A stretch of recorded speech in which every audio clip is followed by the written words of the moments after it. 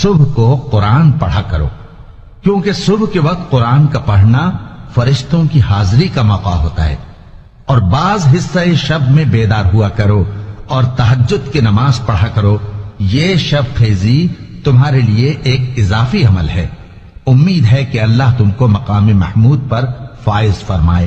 اور کہو کہ اے پروردگار، مجھے مدینے میں اچھی طرح داخل کیجو اور مکے سے اچھی طرح نکالیو، اور اپنے ہاں سے زور و قوت کو میرا مددگار بنائیو، اور کہہ دو کہ حق آ گیا اور باطل نابود ہو گیا، بے شک باطل نابود ہونے والا ہے۔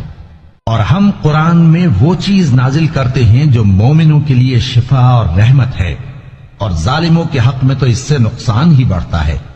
اور جب ہم انسان کو نعمت بخشتے ہیں تو روح گرداں ہو جاتا ہے اور پہلو پھیر لیتا ہے، اور جب اسے سختی پہنچتی ہے تو نا امید ہو جاتا ہے۔